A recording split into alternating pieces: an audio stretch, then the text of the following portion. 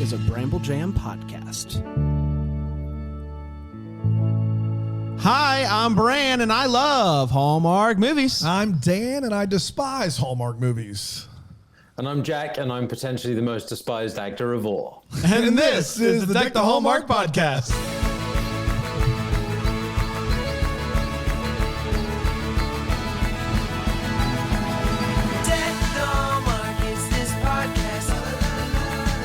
Yes, it is, and yes, boy. we are. Welcome to Deck the Hallmark. Another exciting Wednesday, Dan. Your favorite day of the week. Oh, Wednesday is my favorite day because we don't watch a movie. You don't have to watch a movie. We talk to the people that watch That's movies. exactly right. And I can tell you this right now. I don't know Mr. Jack Turner, but with that accent, there's no way he's the most despised actor of all. I don't believe it, Jack. Not for a second. Well, it's completely fake, so that's why. Yeah. It's as they would say, rubbish. It's a rubbish accent. Yeah, totally, yeah. Yeah, for sure. Thank you very much. I appreciate that. Jack, we're excited to have you. We are. We started this podcast in 2018. That's right. And so we had never seen any of the One Winter That's right. blank movies. Oh, right. Yeah. Mm-hmm. And so we felt like we had to catch up before right. this weekend's finale. I don't know if it's the last one. We'll get to it. But We should so see. we've been watching them, and we've done it. So we're ready for the last one. We're ready for it. We're ready. It's happening. That's right. It's happening. And it's What do you think is going to happen? Oh, I don't know. My guess is, and this is just a shot in the dark here, Jack, because I know things are just so up in the air over there at Hallmark, but they're going to get married. Controversial. I think everyone's gonna die. Ooh. Okay. There's a big fire.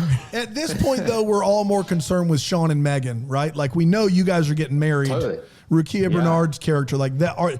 My prediction is they're engaged as well by the end of this thing. And Interesting. don't tip me off one way or another, Jack. You're going to have to stay tuned. And yeah, I'm with you. I love their storyline. Yeah, it's a great storyline. And we do want to get to the beginning of Jack Turner, where you're from.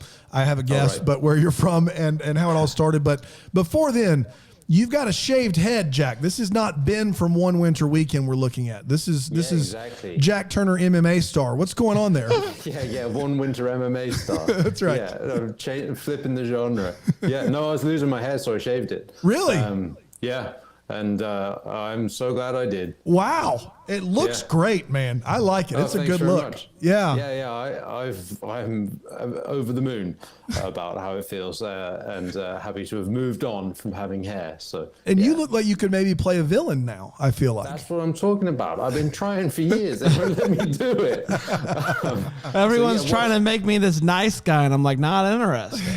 Yeah, let me play a bad guy. So watch out. If there is a fourth movie, it could be a real plot twist. You and Taylor Cole He's are like the trying one to that take over the kills world. everybody. Now it's all connected. You started the fire. Yeah. I mean, with that accent, you just grow like a goatee or maybe just soul patch, and you're a Bond villain. Like, you're ready to be a Bond villain. There you go. Yeah, I went from potential Bond to potential Bond villain. That's right. Overnight, just like that. Isn't that the dream, though? It is. Jack, with that accent, sounds like you were born in Massachusetts. Quite right. Yes. Yeah.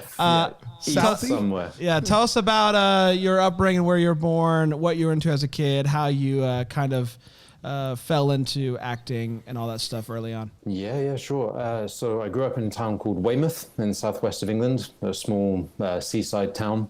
Really nice place. And as a kid, I was into lots of different sports. Played a bit of football. I was a good swimmer. My first real love was basketball, and then I played volleyball at university and then even for English universities in like domestic competitions against Wales and Scotland and all that type of stuff. Yeah, so that was cool. After university, I worked for Google for about 5 years, 2 years in London and then 3 years in San Francisco. Doing what with Google? I was like an analyst, really. So I worked to help our biggest customers make the most money for the money they spent with us. Kind of like a consultant? A bit like a consultant, because at the time people didn't really know how Google worked, and so it helped for us to explain it to them so they could like maximize their returns. I've got to back up because we're not acting. I have so many questions. First of all, you went to this just unknown school, Oxford, which is, Yeah, which one was it? like Oxford, Where is the that? University of Oxford. Yeah. So was that an easy get? Like, it's easy to get into Oxford from Weymouth, or you were pretty academically pretty stout? I was pretty stout, yeah. And I don't know if it was ability or effort, but I still have nightmares about getting in. Really? And I still have nightmares about getting out. At least once a month, I'll have like a exam nightmare. Really? Yeah, yeah. It's that 'Cause difficult. Well, yeah, it is. And they're kind of combined in my like fear brain into one experience now. So like I can never tell if the dream is getting in or getting out with the grade I wanted. But one thing is that when you're there, basically all of your degree comes down to the last year's exams. And so it's just this like pressure cooker where they can ask you like anything from the last 3 years. And up until that point, you have done a lot of work. And so, it definitely left some scars. But I made it, yeah. So that sounds more strenuous than like our Harvard here. I mean, is that something that your parents pushed, or was that you, like Jack Turner, going, I'm getting into Oxford, I'm doing this as a kid? Yeah, that was me, actually. My mum didn't want me to go.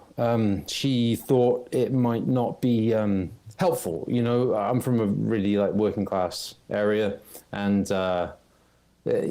politicians go through Oxford, you know, and I think she probably had a healthy disrespect for that. And so, anyway, Dad thought it would probably work out, and I had my eyes on it for a few years. So I started working pretty hard from that, probably from about the time I was 14, maybe. Wow.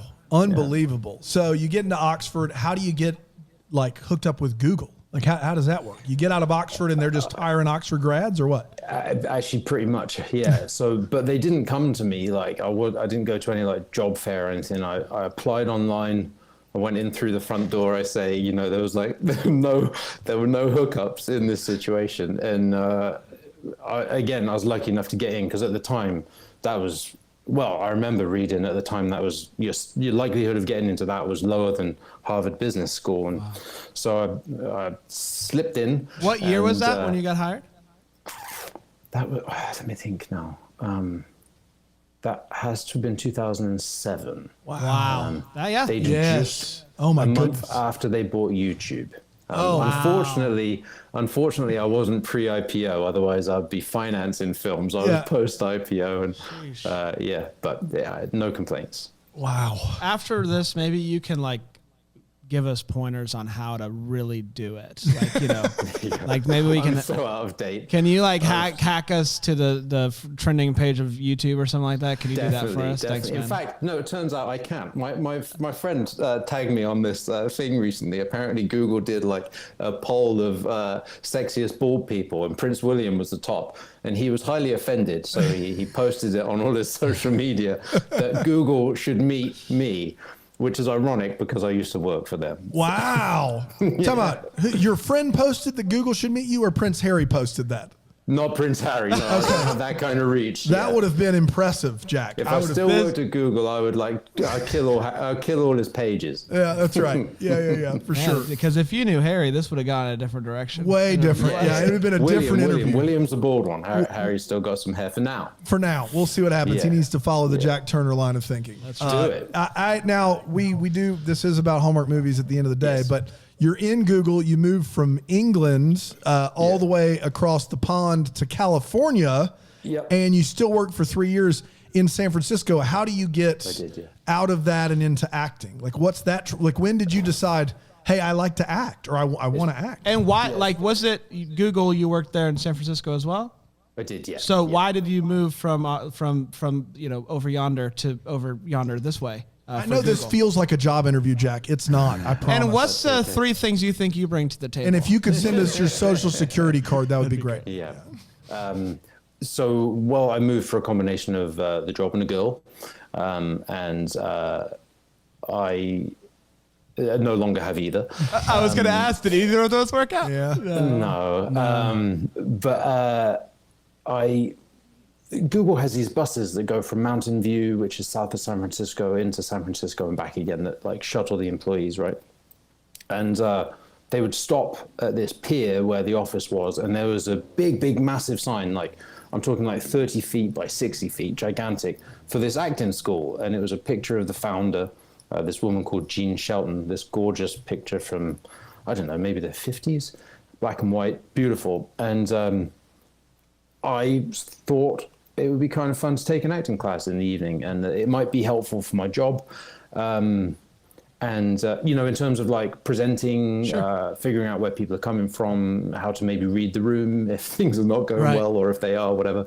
And I went to my first acting class there on a Tuesday night, and like really fell in love with it, like immediately. And, and then, it felt like it was a pretty good fit as well. So I pursued like about 2 years of night school.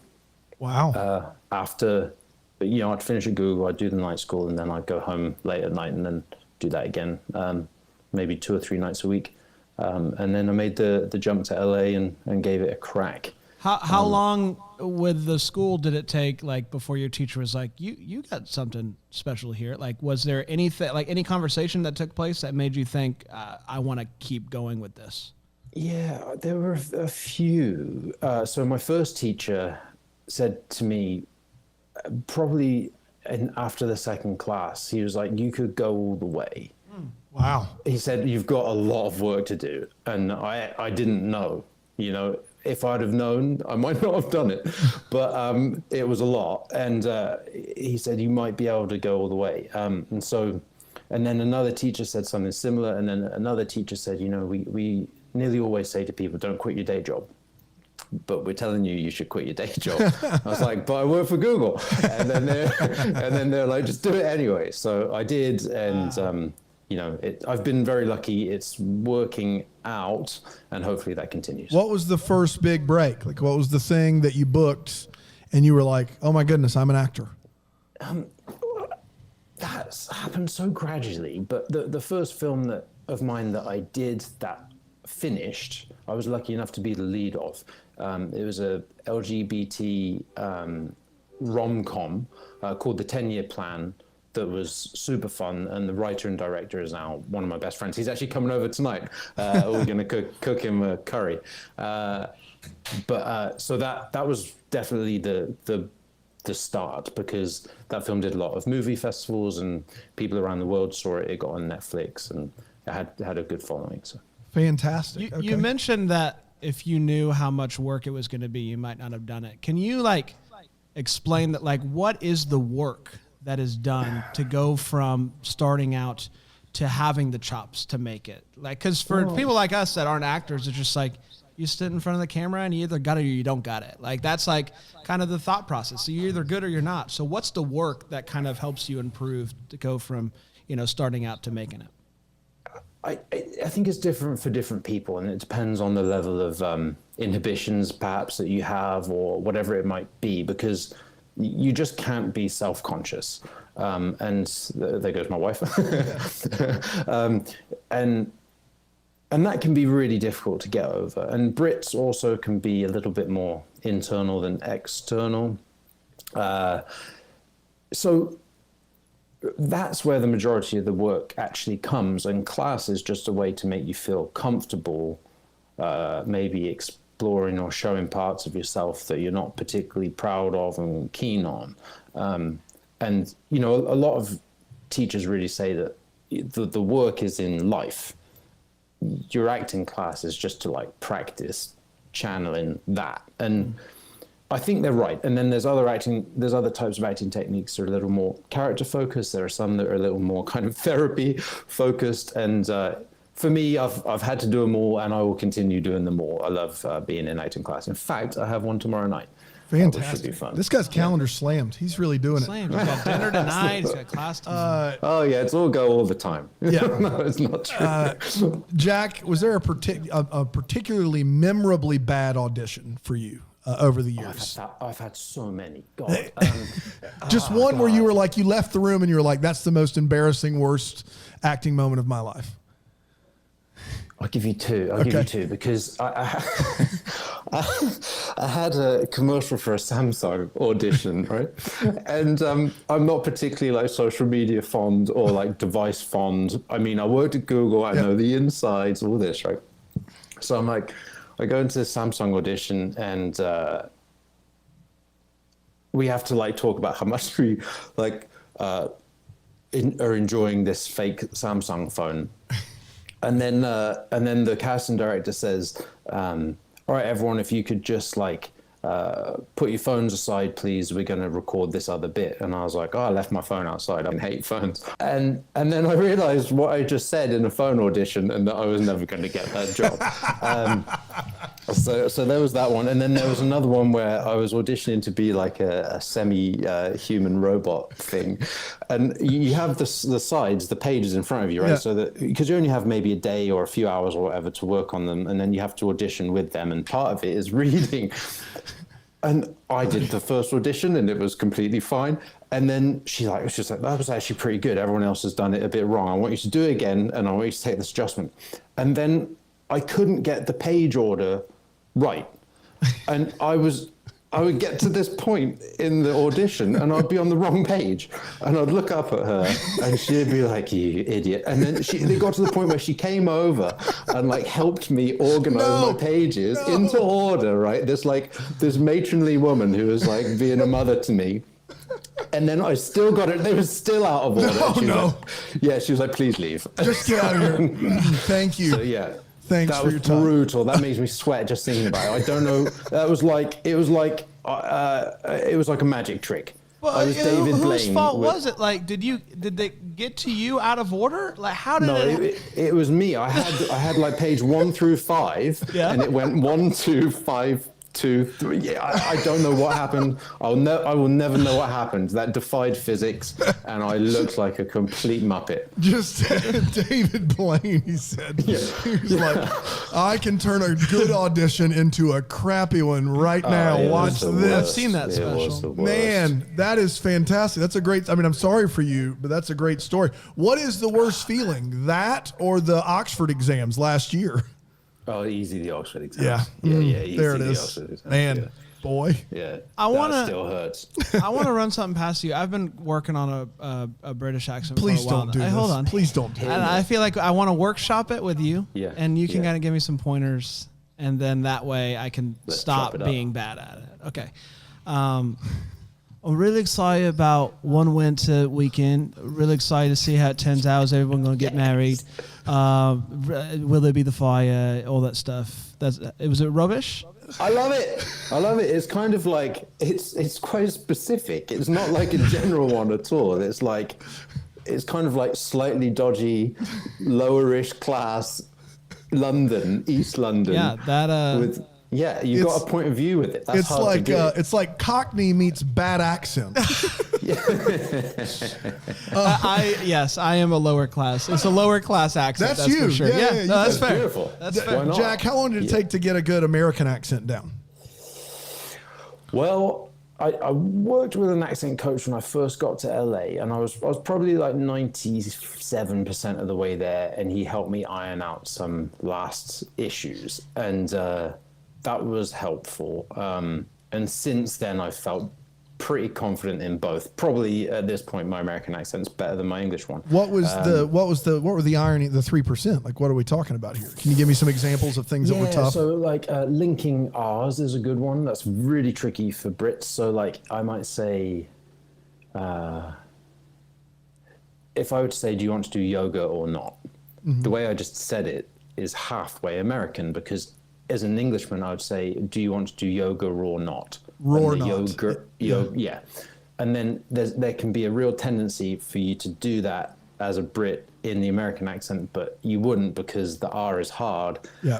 And then you end up in trouble. So that's an example. And then some different, like the schwa, there's a phoneme called schwa for those who are interested. Yeah. And that should be perhaps the easiest one. But where I grew up, regionally specific country bumpkin in England, my sounds a bit more like So I had to really work on that, which is the most common phoneme too. So like it's used in all the unstressed syllables, blah, blah, blah, blah, blah, blah, blah. But I love that stuff. Yeah. And I learned it. Well, I mean, the Oxford grad over here is telling us about, like, my country bumpkin accent. We're here in the South Carolina, I'm still learning English. My mom was an English teacher, Jack, and everything you said was very fascinating to me. Like that's the kind of stuff I was required to speak phonetically correct when I was very young, and so it's fascinating that and we can.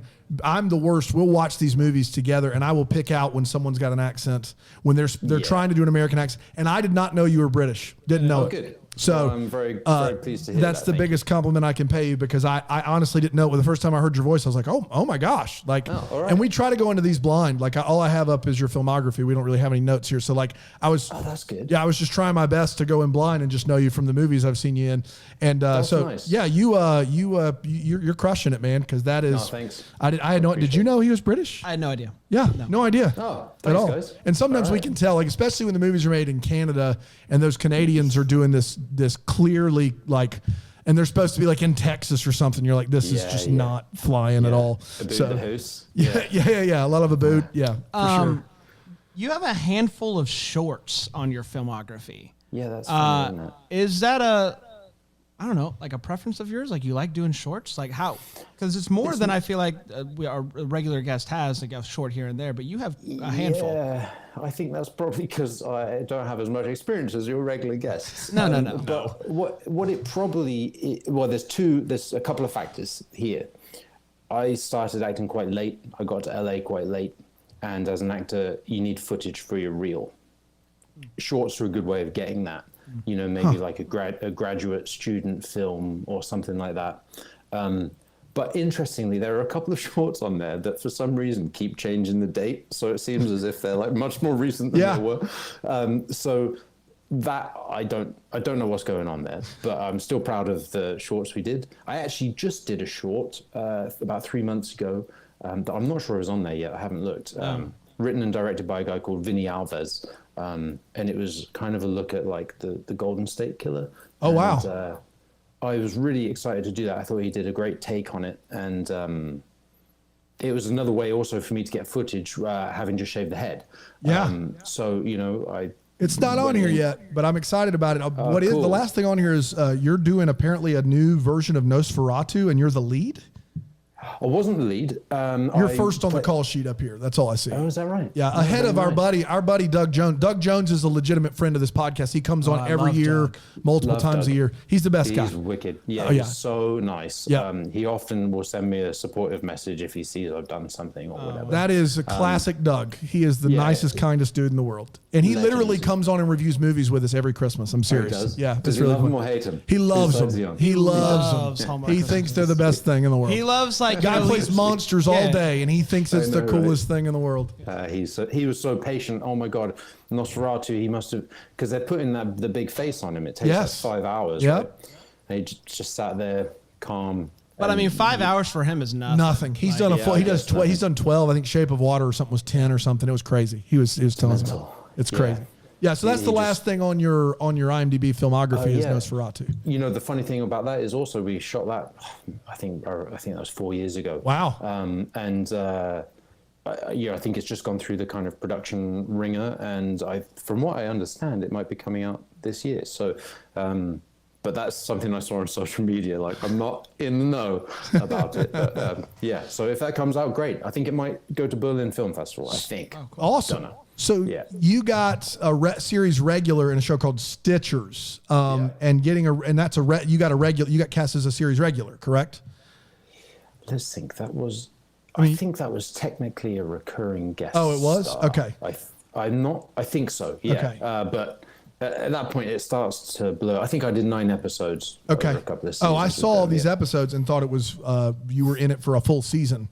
But either way, getting that regular work, like that's got to make you feel confident that this thing is going to last, right? Like yes, definitely. Were you doing anything else? Like were you bartending or doing anything else in those few years after you left Google, or had you saved up enough money from Google that you were making this work? I had saved, but I was I did a bit of freelance Google stuff early on. Oh, okay. And that kind of dried up. There was a company that went under that I was helping out a little bit as an individual.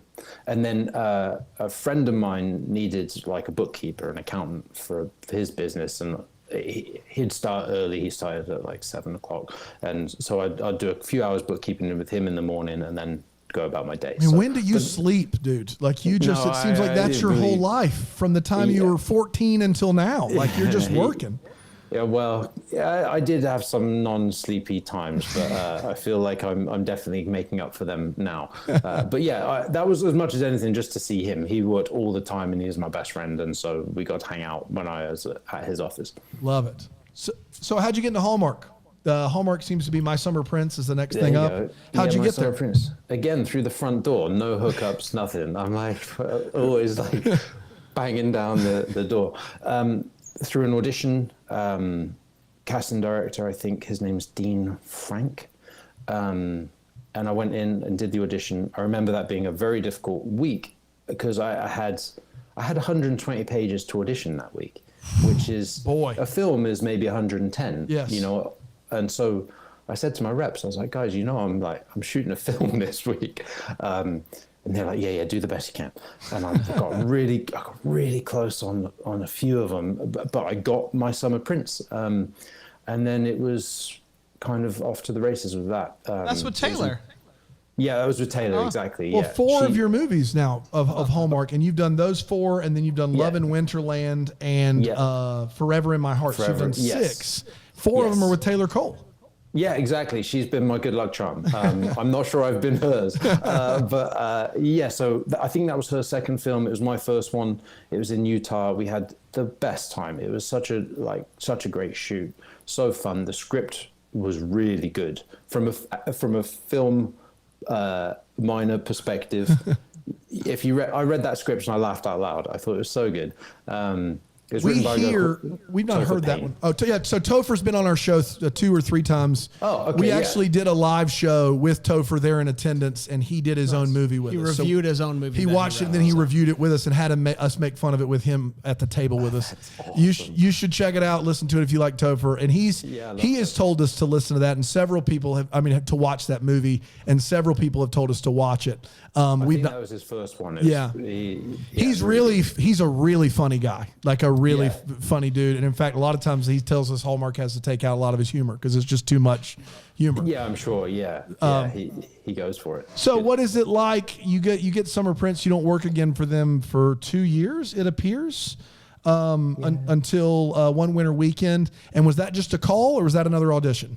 That was just a call. Yeah, I think it was probably quicker than 2 years. It might have been more like 1, and maybe just the way it stacks up. Yeah, because it's a winter movie. Yeah. Yeah, but yeah, called me up out of the blue. I think before that I'd possibly been on for another one. I don't really know the details, and I didn't want to know them because I was best man at my friend's wedding, and I didn't want to know. I've missed so many things for work that I was like, I cannot miss this again. And so I went to that. I think I might have missed one in between My Summer Prince and and One Winter Weekend. You know what? But there are more important things. Definitely. Yeah. But I mean, My Summer Prince is like Hallmark people love that movie. And then your second movie, you get 2 sequels out of it. I know. Yeah, and didn't necessarily expect that. I thought it was all of us, I think, thought it was kind of a one and done film, but then the writing was good. The characters had space to go. There's 2 couples, interesting relationships. And so they decided to follow it. It looks cold. It's cold. Mate, so cold. Yeah, it looks cold. It looked cold. It really did. The first one, it was cold. It was Winnipeg, right, which is the coldest place on the planet for half of the year. And it was generally about -11. So like, I remember Celsius. Dude, there's a scene where she's like walking out. She's like mad at you or something, and you come riding in on a snowmobile, and I'm good. It looked so cold. That was -25 that day. So that I remember that day. I remember. Oh, I will never forget it. That day was the day that we were shooting exteriors. Everything else had been interiors, so everything else we were pretty cozy. But that day, exteriors, and it dropped to minus 25. Oh my goodness. We knew it was coming too. We knew it. And then, yeah, I remember, it's quite hard to act when your mouth's frozen, let alone do an accent. Those rolling R's are even tougher, I bet, when it's cold out. That's just, Can't believe the cameras even You turn work. into full Michael Caine at that point, right? You're just, yeah. The cameras, I'm surprised they function like in that weather. That's brutal. That's a good point. In fact, they don't if it's a bit below that. Really? I think it's about minus 35. And so they're just risking it out there They're with just those like, close enough. old nice red cameras. They're just like, let's just roll them out. It'll be fine.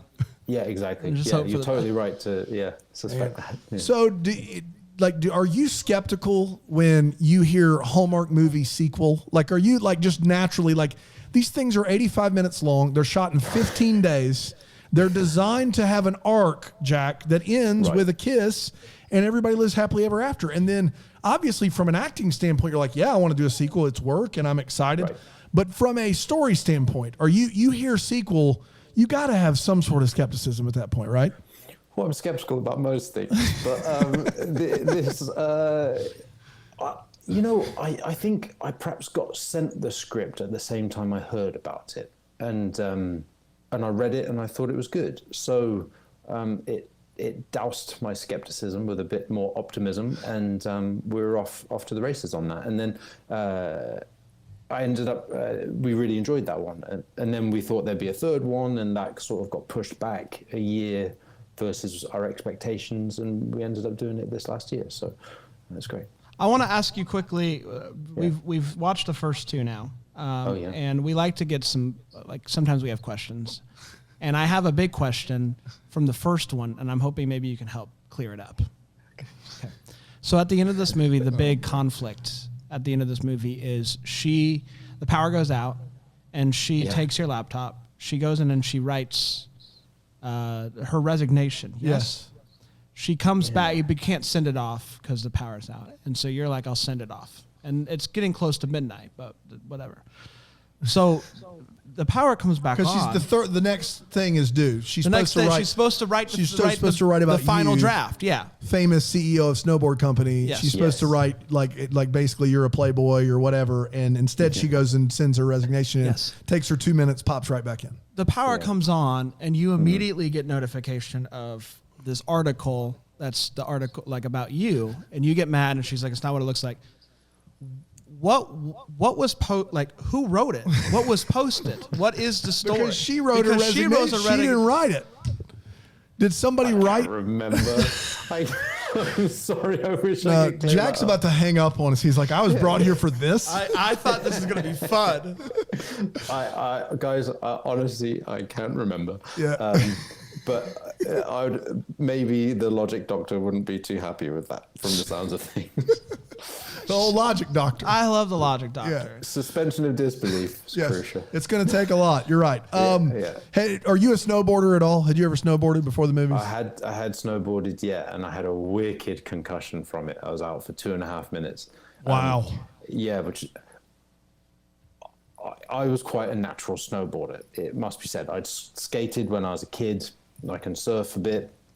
For some reason, I could just get on the snowboard and go down the hill. And I was with good skiers and good snowboarders, like really good. And I was like keeping up with them for a couple of days. And then I woke up with 5 medics around me. And then I was like, you know what? I'm not sure that snowboarding is going to be for me anymore. I prefer having 2 skis and redundancy in case something goes wrong. So I did snowboard a bit in the first film, but that was brutally tough because I had to run up the hill. Oh, wow. Because of the way the cameras were set. So I could only run up like 50 yards before they were like, we don't have time, turn around and come down the hill.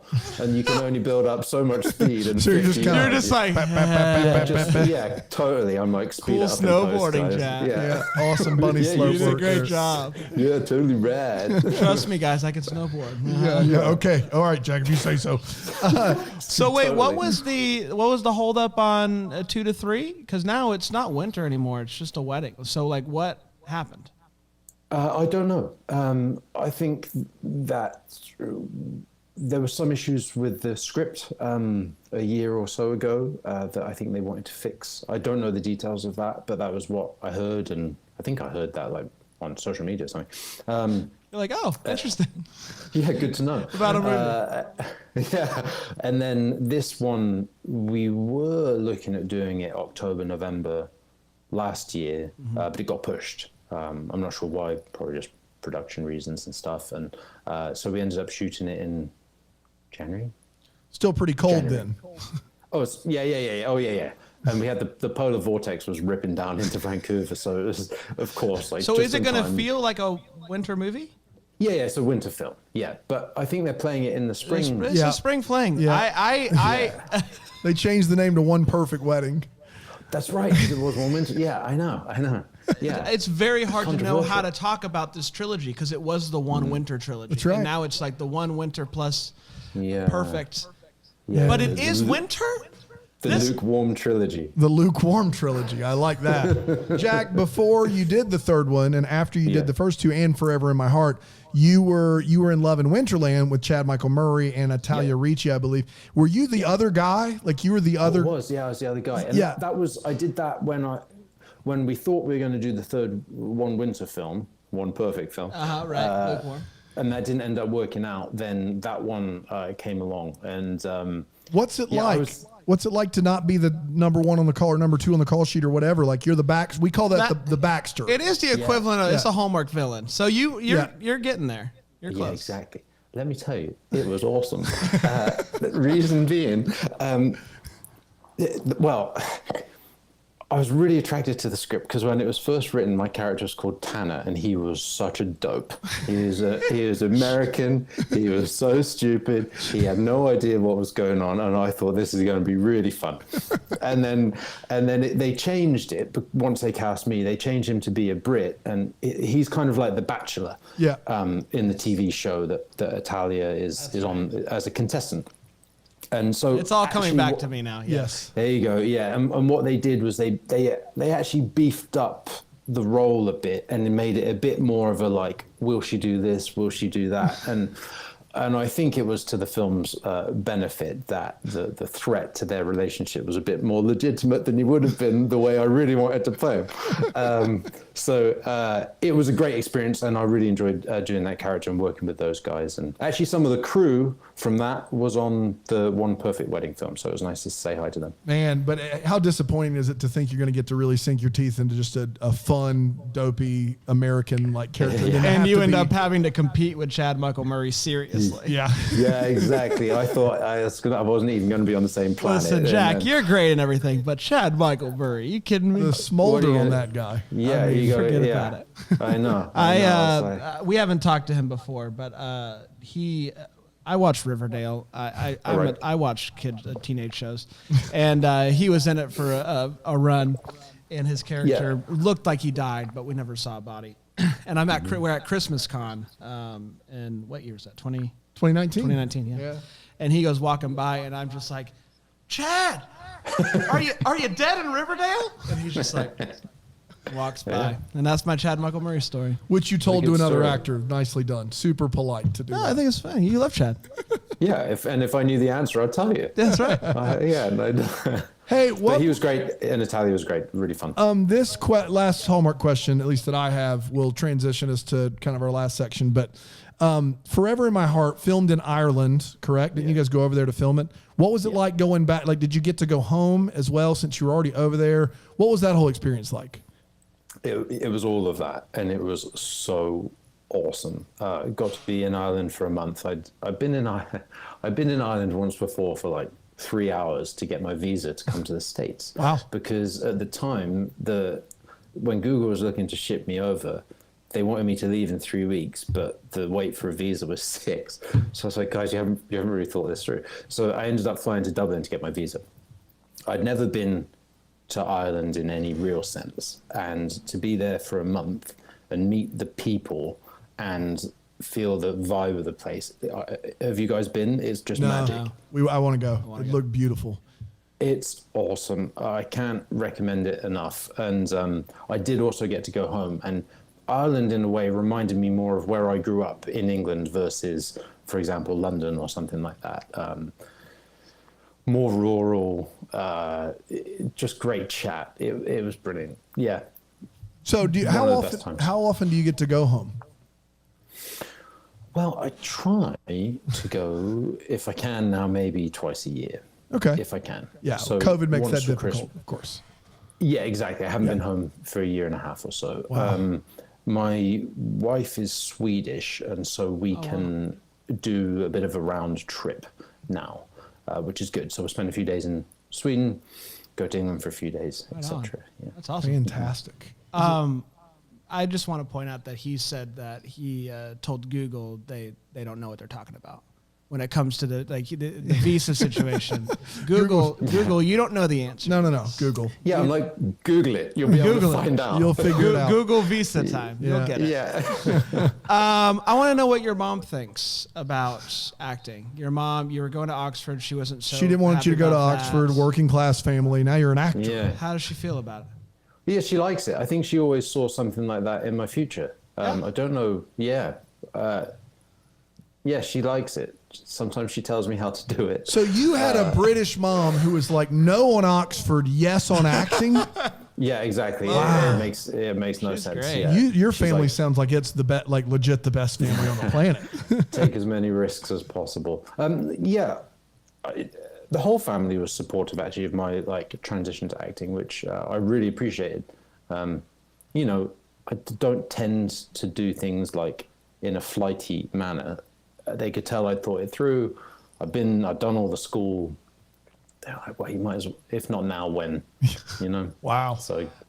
When you say that you want to be, you're bald so you can be a villain now, is that, are you serious? Is that something that you really want to do? What's a role that you haven't gotten to do yet or play around with that you really hope You know, get to? what's sort of funny is on Stitches, I was playing a guy where they didn't know if he was good or bad or not. Mm-hmm. And I've had a lot of those opportunities that either haven't quite worked out or they ended up taking him being the good guy a whole lot more than the bad guy, or they're like, we like you, we think you're so friendly that just be as friendly as possible, and then when the switch happens, it will really take people by surprise.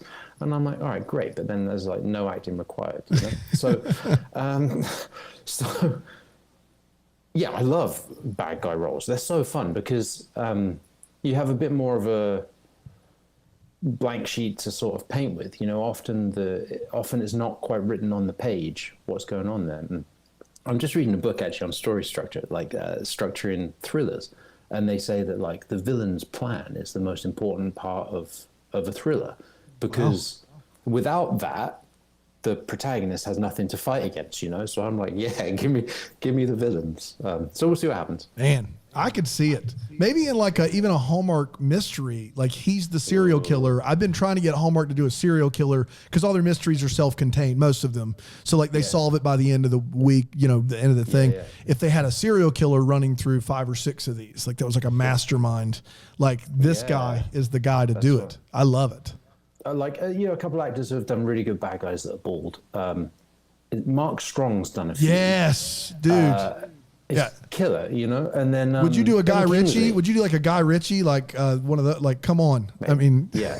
Don't tell my agent. I'll do that for free. That would be wicked.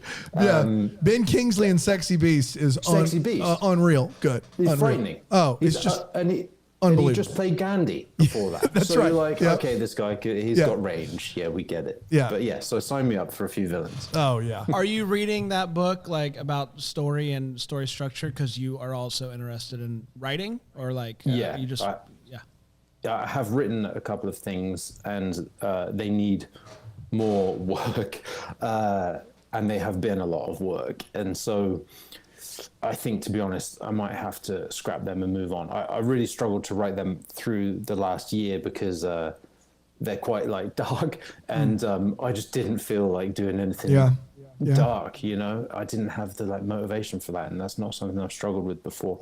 So yeah, we'll see. I love learning more about that, because I think the writers are really so much of the creative engine behind where an actor's character ends up.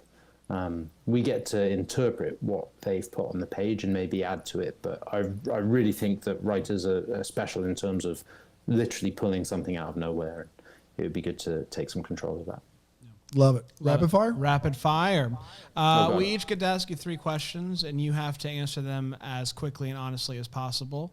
More emphasis. The emphasis is on the honest, though. On Jack. the fire. If you've got a good story, you tell us the story. I think I've already let myself down with some stories. I think we should be fine. Oh no, you got it. It's more like rapid fire. Yeah, that's just what it's like. like. That's the emphasis. All right, Dan. You said you're a big basketball guy growing up. I coached basketball for 15 years. Tell me your favorite basketball player to watch growing up.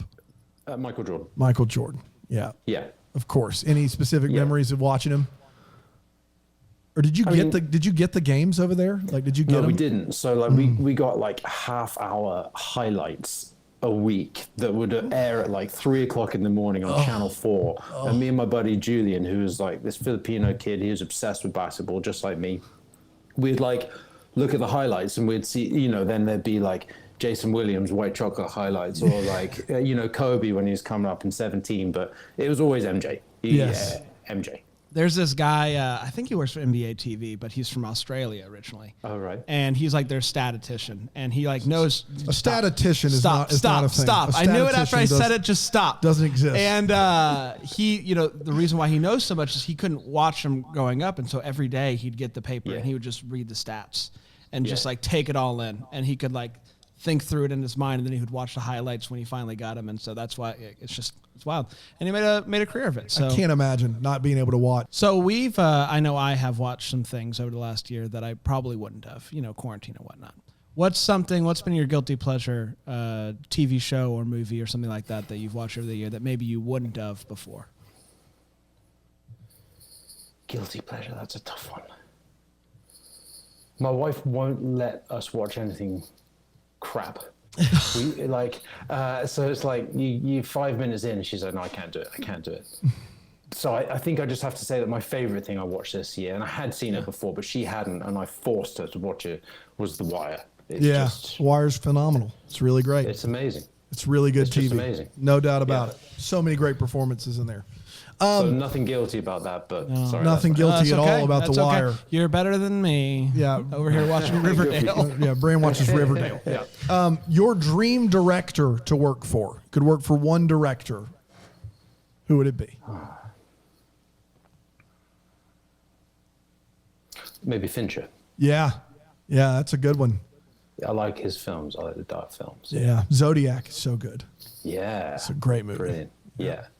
I see instruments behind you. You got a couple guitars, a piano. My babies, yeah. There's more behind the mirrors. Yeah, I couldn't. It took me a little while. That's my guilty pleasure. Yeah, it took me a little while to figure out, were they behind you or are they? Yeah. I figured it out. Don't worry. What's kind of your what are you playing? Like what's your style? And maybe also play us a song. Blues, jazz. All right. That's my style. Yeah. I can turn on the amp and give you a little run here.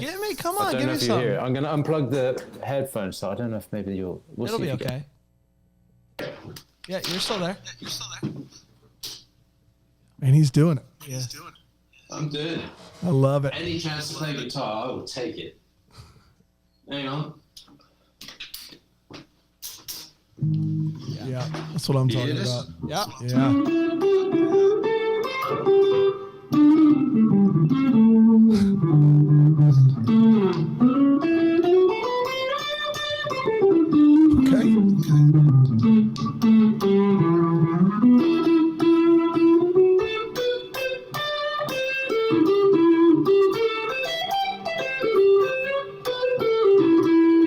Something like that. Hey, yeah.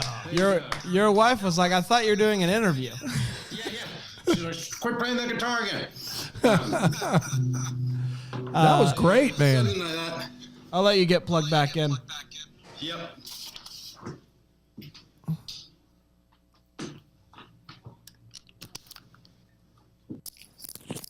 Anyway, so that's one of my babies. I mean, no kidding. That was great, man. You crushed it.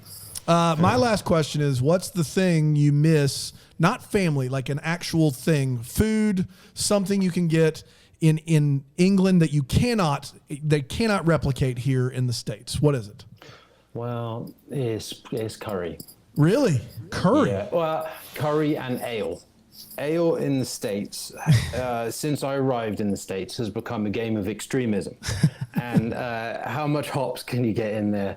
How strong can it be? IPAs, yeah. Yeah, exactly. It's quite unusual to get like a nice middle-of-the-road ale. So what is the go-to ale in England you just can't get here? Well, Like you just go to a pub and you just say, give me an ale, and they know what you're talking about? Kind of thing? yeah, and there'd be like local options. So like, there's a really good brewery where I grew up, Ringwood Brewery. They have a good one, and then the Dorset Brewery. They have some good ones. But when I'm here in the States, a Boddington's would be A an Boddington's. example. I got like a Newcastle, like a brown ale. Newcastle, Yeah. very cool, exactly. Yeah, but I wouldn't drink them in England. I don't like them that much. But Yes, but needs here must. it makes it work. Would you say Yeah. it's an overcorrect? Because like in the last 20 years, it used to be you could either get stuff from Europe or just very watered down Budweiser American, and now they've just been like everything's an IPA. Just throw in Exactly. triple hops, double hop, whatever. And so what you're saying is that smooth ale you just can't find over here. Yeah, you don't really get them. Wow, Yeah. man! But So curry is almost a more interesting. Like you grew up eating a lot of curry in Weymouth, yeah. England. Yeah, I know. We have such a good curry shop just down the road. Get this, it's called Nice and Spicy. No. Yeah. And it is phenomenal. Anyway, so yeah, I legitimately miss curry. And in fact, I have to cook it if I want to get a good one. You So mean that's why Los Angeles and New York City would have to be the two places in all of the United States to find the best curry in the United States. And you can't find any in Los Angeles? That compares with Nice and Spicy. No. Exactly, yeah.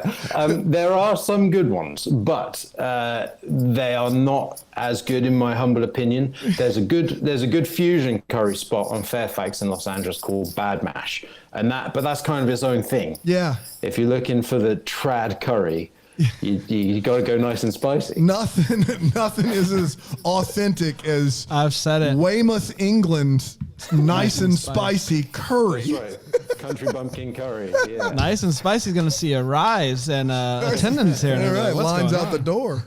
Get your mask on back there, people. We're trying to. I know Nice Jack and said it, spicy. but gracious. So we're coming to California at some point this year for Christmas Con. Yeah.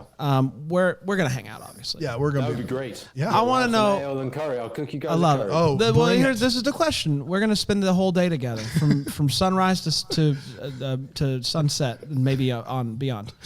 What are we doing? Plan the day for us. What are we doing in LA? What are all the favorite spots? Imagine that COVID's not a thing. That's the only way we're going out there. I think we have a little. All right, this is where we're going to do it.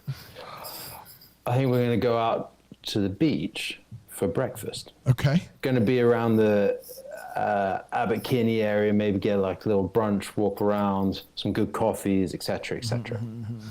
Then post brunch, when we're feeling a bit tubby, then we're going to go for a walk in the hills around Hollywood. I actually live quite close to Hollywood Reservoir. That's beautiful to walk around. We're going to get a bit of that. Then probably a siesta is necessary. Yeah. We'll wake up. My favorite thing to do right now is I love my house. Okay. And we have a deck that has a view of the hills. Oh, wow. And I'll make you a rum cocktail. Yep. We're not in the hills, just so you know. We have a view of the hills. I'll make you That guys a Google rum money is cocktail. paying off. That Google money, oh yeah, stretching up. Nest egg. Post IPO. I'll cook you guys a curry, and then I reckon we can catch a sunset up the top of the hill, and that could be the maneuver. Man, Yeah. this guy gets it. He gets and it. then, but I forgot donuts down the road from Kettle Glazed Donuts. They're Kettle glazed? Kettle Glazed Donuts Okay. are really good. I- We picked them up on the way out to the beach. They have this thing called a cruffin, which is a cronut done in a muffin tin. Oh my gosh, Jack. So it's like crispy on the outside, but soft in the middle. Oh, because you had me at Cronut. I've had those. They're delicious. Every time we go to LA, which we haven't gone since July of 19. No, we went in December of 19. We used to go out there a couple times a year for shows, and we did a live show out there and stuff like that. And I try different donut shops every time I'm there. I look in my area of the Airbnb. I Google the best reviews, and I legitimately go to a different donut shop every morning. That's what I do. So Have you been to this one? No, I've not, because I've not stayed in that area yet. Oh, right. But I've tried a ton of donut shops. Sidecar was really good. Is Sidecar a donut shop? I haven't had that. I think it's called Sidecar. We can't afford the hills. We're not. Yeah, we don't got that Google. No. We were out in Burbank, is where we were. I'm pretty close to Burbank. What's the wing place we the love? cocktail I'll make you is a sidecar. Oh, really? I love it. The wing place. What was that place called? Something in a box. Chicken. Bird Box. The Bird Box. There's a hole in the wall place in Burbank called the Bird Box, and the chicken wings, fried wings, are amazing. So good.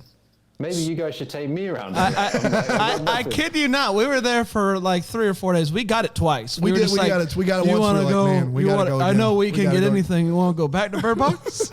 I mean, it's a whole. I don't even think they don't have an air conditioning unit. Like, it's literally like a walk-in shack, order at the counter situation. But it's delicious.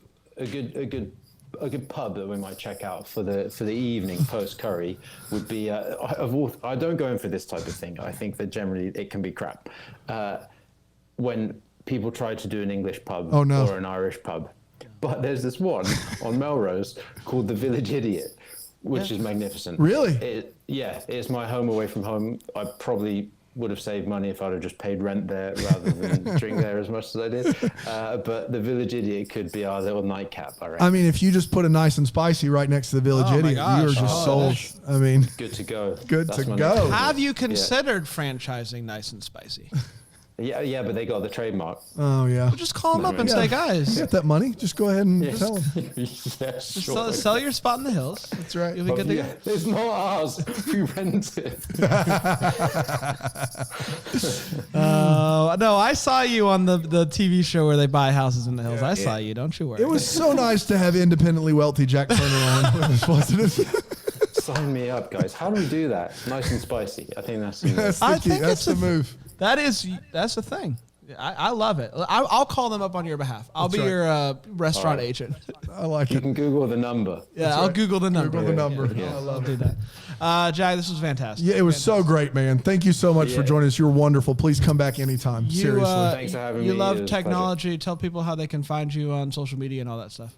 Yeah, I'm super keen. Yeah. If I can ever find my phone that I left outside of the Samsung You audition, hate phones. Hate them, from what I understand. Yeah, I'm just not keen. Like, get them out of my face. We go out for dinner. My wife and I go out for dinner. We don't take our phones, right? Or before COVID, we go out for dinner. We'd be groups of people, and they'd be like, "Why don't you have your phone?" And I'm like, "What, at dinner?" And then they're like, "Yeah. How are you going to look anything up? Like, how?" And I'm like, "I'm here to talk to you, you fool." And they don't get it. They just don't get it. I love this guy. I just love this guy. He's got to come back again. He's just so great. But I do have an Instagram, Jackson Turner, JacksonTurner. And I'm not highly active, but occasionally I'll throw something up. Gotcha. You're gonna post about this though. Yeah, I know for sure. that. Oh yeah, for sure. Yeah. When's it coming out? Tomorrow. Wicked. That will give me an excuse to fire up the old account. Yeah. Fire up the old Forgot my password. You'll get it. Yeah. They'll we'll email get you there. the password. It's a It'll whole be a thing. nice That's thing. right. You'll get it. Yeah. Spin up missiles and we'll fly them out. Yeah. I love it. One perfect wedding this Saturday, 9. I think, A Hallmark on channel. the Hallmark That's channel. right. So watch it. And we'll wait. review it next week. We're very excited about it. Buddy, thank you so much. So much fun. And we always do this. We like to end things this way. May we be the first to wish you a Merry Christmas. Deck the Hallmark is a Bramble Jam podcast recorded live in, that Greenville, South Carolina. It's produced by Brandon Gray. Set decor by Plum Haywood Mall. For more information on all Bramble Jam podcasts, you can go to bramblejampodcast.com. For more information on how to listen to Deck the Hallmark ad-free, you can go to bramblejamplus.com.